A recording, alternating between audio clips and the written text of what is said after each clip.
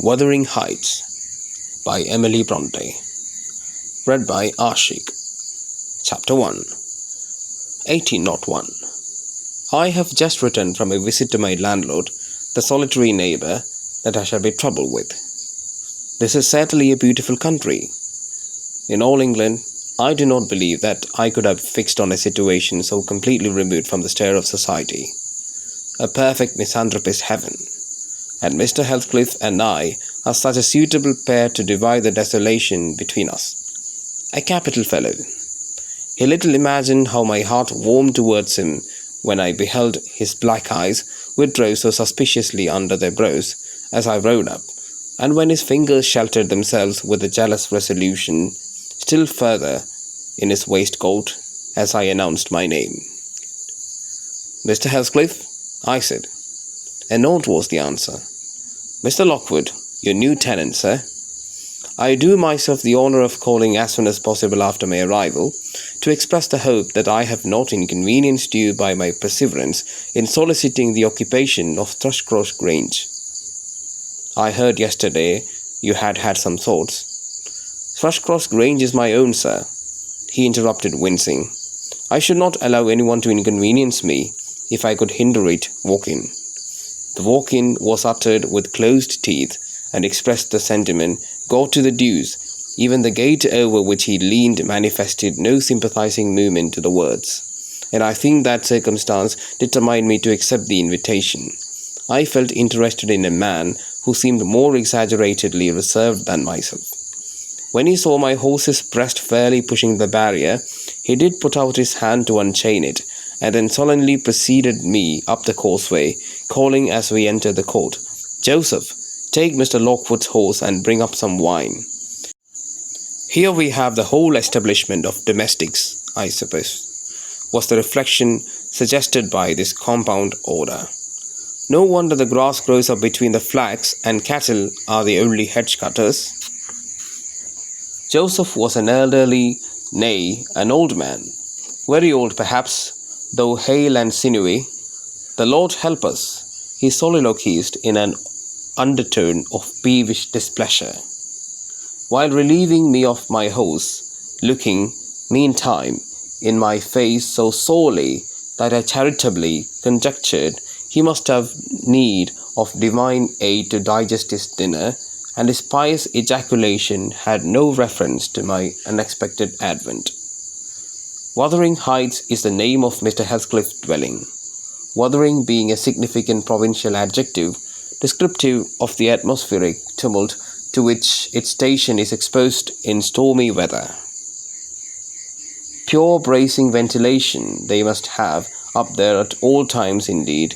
One may guess the power of the north wind blowing over the edge by the excessive slant of a few stunted firs at the end of the house, and by a range of gaunt thorns all stretching their limbs one way, as if craving arms of the sun.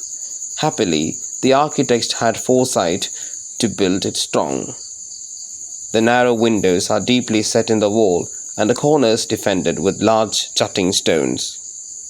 Before passing the threshold, I paused to admire a quantity of grotesque carving lavished over the front, and especially about the principal door, above which, among a wilderness of crumbling griffins and shameless little boys, I detected the date 1500, and the name Harton Earnshaw. I would have made a few comments, and requested a short history of the place from the surly owner, but his attitude at the door appeared to demand my speedy entrance or complete departure, and I had no desire to aggravate his impatience previous to inspecting the penetralium. One store brought us into the family sitting room without any introductory lobby or passage. They call it here the house preeminently. It includes kitchen and parlour generally, but I believe at Wuthering Heights the kitchen is forced to retreat altogether into another quarter. At least I distinguished a chatter of tongues and a clatter of culinary utensils deep within, and I observed no signs of roasting, boiling, or baking about the huge fireplace, nor any glitter of copper saucepans and tin colanders on the walls. One end, indeed, reflected splendidly both light and heat from ranks of women's pewter dishes, interspersed with silver jugs and tankards, towering row after row on a vast oak dresser to the very roof. The latter had never been underdrawn. Its entire anatomy lay bare to an inquiring eye, except where a frame of wood laden with oat cakes and clusters of legs of beef, mutton, and ham concealed it. Above the chimney were sundry villainous old guns and a couple of horse pistols, and by way of ornament, 3 gaudily painted canisters disposed along its ledge. The floor was of smooth white stone, the chairs high-backed primitive structures painted green, 1 or 2 heavy black ones lurking in the shade. In an arch under the dresser reposed a huge liver-coloured bitch pointer, surrounded by a swarm of squealing puppies, and other dogs haunted other recesses. The apartment and furniture would have been nothing extraordinary, as belonging to a homely northern farmer with a stubborn countenance and stalwart limbs set out to advantage in knee breeches and gaiters. Such an individual seated in his armchair, his mug of ale frothing on the round table before him, is to be seen in any circuit of 5 or 6 miles among these hills, if we go at the right time after dinner. But Mr. Heathcliff forms a singular contrast to his abode and style of living. He is a dark-skinned gypsy in aspect, in dress and manners a gentleman. That is, as much a gentleman as many a country squire, rather slovenly perhaps, yet not looking amiss with his negligence, because he has an erect and handsome figure, and rather morose. Possibly some people might suspect him of a degree of underbred pride. I have a sympathetic chord within that tells me it is nothing of the sort. I know by instinct his reserve springs from an aversion to showy displays of feeling, to manifestations of mutual kindredness. He love and hate equally under cover, and esteem it a species of impertinence to be loved or hated again. No, I am running on too fast. I bestow my own attributes over liberally on him. Mr. Heathcliff may have entirely dissimilar reasons for keeping his hand out of the way when he meets a would-be acquaintance to those which actuate me. Let me hope my constitution is almost peculiar. My dear mother used to say I should never have a comfortable home, and only last summer I proved myself perfectly unworthy of one. While enjoying a month of fine weather at the sea-coast, I was thrown into the company of a most fascinating creature, a real goddess in my eyes. As long as she took no notice of me, I never told my love vocally. Still, if looks have language, the merest idiot might have guessed I was over head and ears. She understood me at last, and looked at return the sweetest of all imaginable looks. And what did I do? I confess it with shame strung icily into myself like a snail. At every glance retired colder and farther, till finally the poor innocent was led to doubt her own senses, and overwhelmed with confusion at her supposed mistake, persuaded her mamma to decamp. By this curious turn of disposition, I have gained the reputation of deliberate heartlessness, how undeserved I alone can appreciate. I took a seat at the end of the hearthstone, opposite that towards which my landlord advanced, and filled up an interval of silence by attempting to caress the canine mother, who had left her nursery, and was sneaking wolfishly to the back of my legs, her lip curled up, and her white teeth watering for a snatch. My caress provoked a long guttural snarl. "You'd better let the dog alone," growled Mr. Heathcliff in unison, checking fiercer demonstrations with a punch of his foot. "She's not accustomed to be spoiled, not kept for a pet." Then striding to a side door, he shouted again, "Joseph!" Joseph mumbled indistinctly in the depths of the cellar, but gave no intimation of assenting. So his master dived down to him, leaving me vis-a-vis the ruffianly bitch and a pair of grim, shaggy sheepdogs, who shared with her a jealous guardianship over all my movements.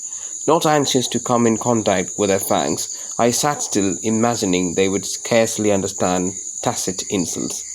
I unfortunately indulged in winking and making faces at the trio, and some turn of my physiognomy so irritated madam that she suddenly broke into a fury and leapt on my knees. I flung her back and hastened to interpose the table between us. This proceeding aroused the whole hive.